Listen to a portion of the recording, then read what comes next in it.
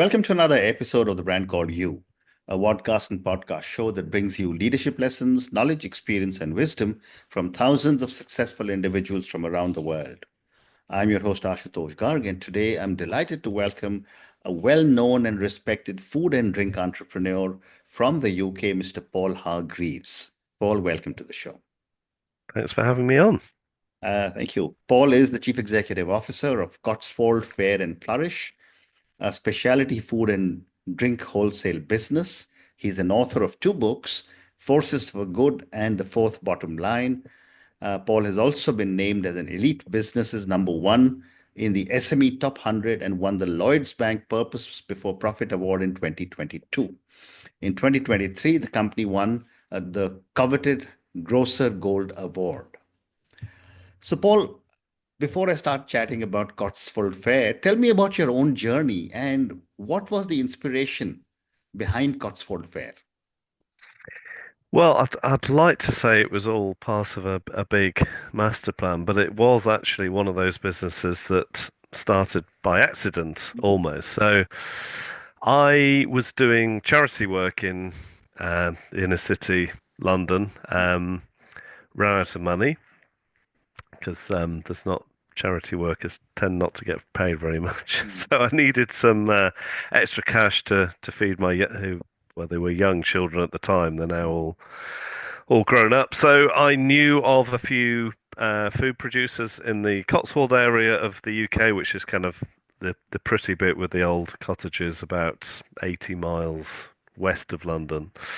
And those suppliers weren't really supplying any shops in London, so I filled my car with samples and started supplying delis, delicatessens in London and a few other shops. And this was probably around the mid 90s, so it was very much a kind of side hustle for a few years. It got to the point where it was too big for the house still. I'd filled my cellar and probably a couple of the children's bedrooms with Mhm. stock by this time, and had to make a decision to either stop because we were running out of room or turn it into a proper business. And that's what we did in Wow. 1999. I it still carried on with the charity work for a while, but it took up more and more of my time. And Incredible. I met up with a business partner who was based in Reading, which we're still based here today. And we started a proper business, took on a lease, premises, took on staff, etc., etc. So that's the start And the of the rest is business. history, as they say.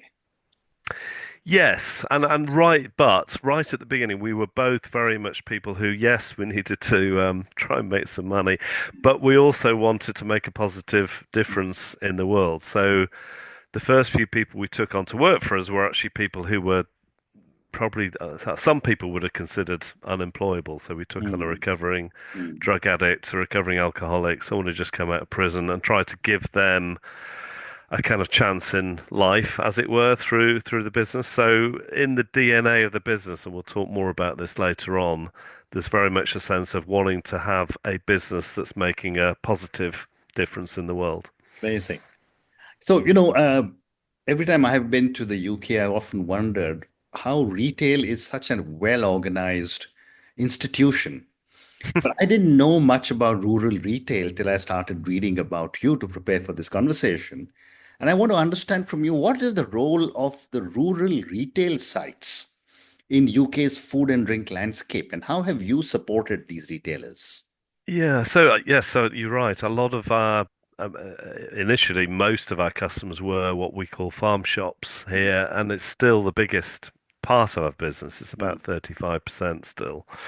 Um, a lot of farmers in the UK, I mean, well, maybe this is true all over the world, but a lot of farmers struggle to make any money. absolutely. There's been a huge amount of challenges with farming. We haven't got time to go into that, but a lot of farmers started diversifying their business. Now, fortunately for us, this was all starting to happen around the time, just before the time we started the business. So a lot of farmers, they still farm, but they also have a retail Right. site. Now, initially, this was probably just a shed selling Mm, fruit and veg, or maybe a shed with a few fridges with meat in. But over the time, it's become a very popular thing Mm, to do for people to go out to the countryside and to go to a farm shop and buy some nice products to eat at home at the weekend. And these farm shops, some of them literally were sheds mm, when we started supplying them, but now they're 10,000 square foot buildings, 200 car parking spaces, and yes,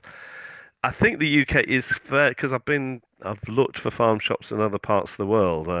There's a few in the US and Canada, but it does seem to kind of a British thing for to have these farm shops. absolutely. And you seem to have a very large number of SKUs, and I can see many of them behind you. Um, how do you curate and maintain a diverse and high quality product portfolio for your clients? Yeah, it's a good question because that is probably one of the biggest challenges we have is yeah, we have it's about 4,000, probably 4,500 SKUs. And a lot of them have come into the business through customer recommendations actually. But the biggest challenge is we don't really want the range to get any bigger than that. So, but the sector is all about innovation, all about newness. Quite often our customers take products on before the supermarkets have them. So we need new products all the time. So that does actually sadly mean we also need to get rid of products as well. So it is a very challenging part of the Mm, business is constantly cutting off our tail.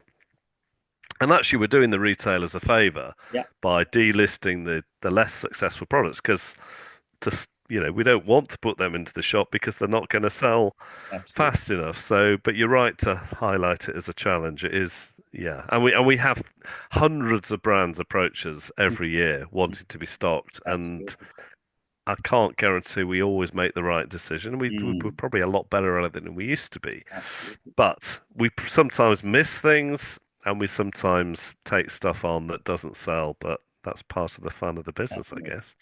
And Paul, again, when as I was preparing for this conversation, I was fascinated to read about servant-hearted leadership. How do you foster a company culture aligned with your values of compassion and servant-hearted leadership? Well, I think that's all about how you are as a leader, isn't it? And I think the standard of leadership is probably better than it used to be. I mean, back in the day, being a leader was all about the leader.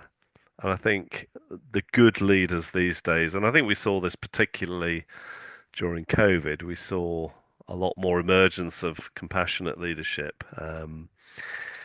So yes, it's about putting the people. In fact, I just had a conversation this morning with one of my team about how he needs to put the people first Mm, in his team mm, rather than him being the star. Do you know what I mean? mm. So, and that's what servant leadership's about. It's not being the big person with the kind of special car parking space in the Yeah, car park. yeah, It's about your team being the stars. correct. And I think if more leaders did that, we'd probably have better businesses and probably better governments as well. Absolutely. And what is your approach to building strong ethical relationships with your suppliers? Well, I'm fortunate that our suppliers, again, many of them are like us. They're not just in it for the money. They're in it because they want to make good food Yeah, and they want to get people to eat better food and stop eating the hyper-processed right. food that seems to be growing and growing all over the world. Mm, So their heart's generally in the right place, and we have, the whole sustainability piece. We've worked with many of them to try and help them increase the way they do business in terms of social and environmental responsibility. mm, So yes, I mean I did calculate fairly recently actually our average length of supplier is about 7.5 years, mhm, which considering that you we take on probably 35 new mm, brands each year, mm. that's a pretty amazing figure. So once we get take people on, quite often they Mm. become long-term suppliers. Amazing. And it's about partnership, isn't it? I Mm, think the days of transactional relationship are not, no, they're not gone, unfortunately. But we're not about just buying stuff and selling stuff. We're about working in collaboration Correct. and partnership with our suppliers, which is, why the relationships tend to be long term. Well said. You supply to over 2,000 rural retail sites, Yeah. and you were mentioning you have over 4,000 SKUs in inventory. What are some of the key logistical challenges, and how are you using technology? So yes, we do use the whole kind of so integration of our database with our customers. We're Mm, starting. We have some customers where their orders come direct from their system into our system. No one touches it. The first person that sees that order is the person picking it in the warehouse. So there's a lot more work to do in that area actually, but mm, mm, we've started working there. All our forecasting is done by well, I'll call it AI. It's probably not true AI, but it is. It mm. is. We're helped by algorithms Yeah. to forecast what we need to buy, which can be affected by the weather. So, Mm, we probably the next stage with that is probably to integrate some weather forecasting into into our forecasting. mm, mm. Yeah, I mean half our orders come in on our website, so 50% of our orders don't ever get a Mm, catalogue from mm. us. They just order Okay. online. Yeah, there's a lot more to do in tech, but we're Sure. probably and it's live stock, so all excuse me, um, our customers know if they can, if there is something out of stock, which happens. I mean, our Mm, fulfillment rate's about mm. 97%, but so any one point there's about 3% of lines not in stock. They can tell that before the Yeah. order, so they can choose to order another Mm, flavor. mm. Amazing.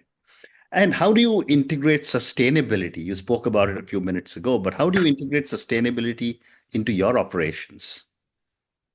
Well, it's kind of it is at the heart of all I do. So our kind of mantra is put people and planet first, and the Mm, profits follow. I think if you're trying to add on sustainability into what you're doing, it well, when times are tough, it tends to get forgotten.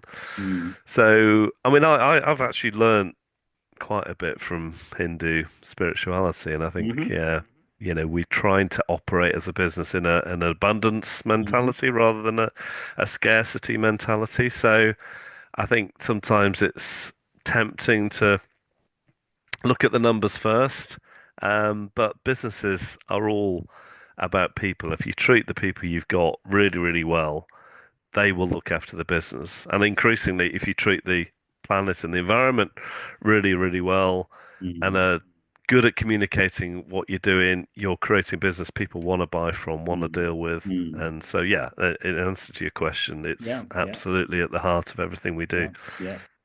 And this also, I would assume, links in with your ethos of purpose before profit. Very much so. Yes, yes. It's Interesting. yes, it's look, I'm not saying we get everything right. We sometimes Oh, make mistakes, but yeah. I think there's certain habits we have within the business that reinforce that all the time. For example, in our meetings, we never talk about numbers Mm, before we've talked about people or wow. planet. Mm, So if you talk about numbers first all the time, everyone in the room thinks the numbers are more important than them, and they're mm, not. mm, The people are the most important, whether it's the people in your business or customers or suppliers. mm. People come first, and they're not commodities. Yeah. They're actually people. They're human beings, and I think if you have an ethos like that, you have a much better business and actually have a much more profitable business in time. Well said. One more question relating to your business, and then I'll come to your books. Yeah. You have diversified into food halls and lifestyle stores with Flourish. Tell me a little bit more about this and how has this complemented your wholesale business? Yeah, so it probably wasn't. It wasn't probably it wasn't in the business plan, but I had an opportunity came along. A friend of mine who was a customer had an opportunity to start a food hall, and his kind of funding vehicle had dissipated, Mm, so he couldn't do it. So he approached me. Do you want to run? Do you want to help run mm, a food? Do you want to start a new food hall? And I said, no, not really. I'm pretty busy doing other things. mm, Anyway, mm, mm, went to look at the site, and it was a fantastic site on a really busy road. mm, 30,000 cars passing this site, which is pretty unusual for mm. a rural Yeah, retailer, which it yeah. still is. And yeah, I probably always secretly thought I could do a good job because, we supply a lot of shops. We've seen great examples of retail. We've Mm, seen terrible examples of retail. mm, We've seen innovation. We've seen desperation. mm, So I probably all secretly always thought I could probably do it better than some of our customers. mm, So yeah, but it's been a great addition to the business. Number one, it was great to start a new business with everything I'd learnt mhm. in the previous 20 odd years and put them into practice right at the beginning. But it also adds an extra dimension to the wholesale business because Yeah. we can try things out in the retail. We are our own customer, so sometimes, when we could do things better, we find out that through the way the deliveries arrive and all sorts of stuff like that. Mm, So, and it helps us launch new brands because we can build displays and take photographs and then show yeah. them an example to our other customers. So I think it's been a good. It's added depth to what we do, and I Mm, think it's definitely added a good new dimension to the business. Yeah. fascinating. So, Paul, let's now talk about your books. And you've written published two books, Forces for Good and The Fourth Bottom Line. Yeah. And it's amazing that, this is actually being classified, as I was looking at it, as an inspiring positive impact books. Your Mm. first book, Force for Good, advocates for businesses to make a positive impact. Tell me about your book and what was the inspiration or the hypothesis when you wrote it? So we are a B Corp. I don't know if you've heard of B Corps, but Mm, it's a fairly well, it's rapidly growing movement across the world of mm, businesses that want to mm, make a positive difference. mm.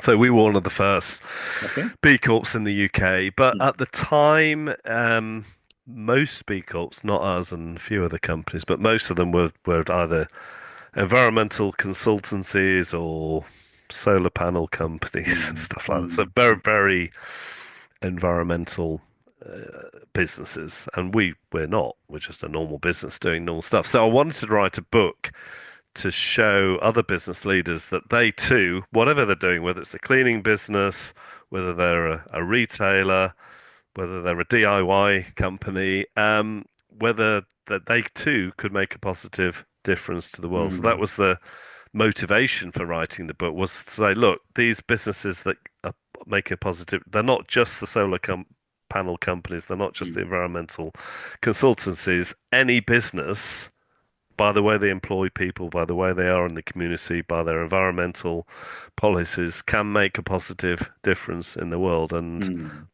in fact, everyone needs to do that if we're going to make the world a better place. mm. Amazing. Uh, let's talk about your book, The Fourth Bottom Line. What is the concept behind the fourth bottom line and why is it critical for business leadership today? So, well, the three bottom lines are the people, planet, profit, which Yeah. we've touched on. And the second book really came out of writing the first book. Mm, Towards the end of writing that, I realized that if I, as a business leader, was going to make a truly positive difference in the mm, world, outwardly, that involved me changing inwardly as well. So that's what I call the fourth bottom line. It's mm, like the personal transformation that's required. So yes, we can decide to do the right thing, and that's very much a mind thing. But if we're truly going to make an impact, we actually need to feel compassion for mm, the other parts of the world that, say, for example, climate change is mm, impacting. And I think true change outwardly in a business actually only really properly happens when it's motivated by the mm, inner change as a mm, human being. mm. and having compassion and care for other parts of the world and other people in different parts of Mm, the world. amazing. Paul, I have time for three more questions. Excuse me. At the beginning of our conversation, you talked about how you put together a team of people who, in your words, were unemployable, but you've given them some great opportunities. Hmm. How do you see businesses addressing the growing inequalities, not just in any one region, but all over the world? Well, yes, so it's a good question because a lot of businesses are actually increasing inequality rather than Correct. decreasing it. I Mm, mean, yeah, I mean, I've just, and there's, I mean, I think it's obscene when CEOs of businesses are paid, 300 times what their correct. average workforce are paying, Mm, which is the case with many companies in the mm, UK. And mm, yeah, I think, and worse in America, but it's also true in Europe. So, I mean, our ratio between the highest paid person here, which isn't me, by the way, mhm, and the lowest is 3.8, which I mm. think is fine. People expect those with bigger Sure. responsibility to get paid more. But when it gets to those hundreds of multiples, Yeah. it's absolutely obscene. So, Mm, yes, unfortunately, businesses seem to be making. I mean, the difference in inequality actually got mm, far worse during COVID, didn't it? So many businesses are going in the opposite direction, and it obviously comes down to supply chain as yeah. well, and paying your suppliers a fair price for the goods that you're buying, and not screwing them down to the last penny. Mm, So yes, there's much work to do in this area, and you have a better business mm, when there's more fairness around. mm, The old way of doing things is to screw things down mm, as much as possible, mm, extraction. mm. The old capitalist model is about extraction, extracting from the planet, extracting from people, and actually, I think you have a much better, stronger, and more profitable business if you're actually giving rather than Absolutely. extracting. Absolutely.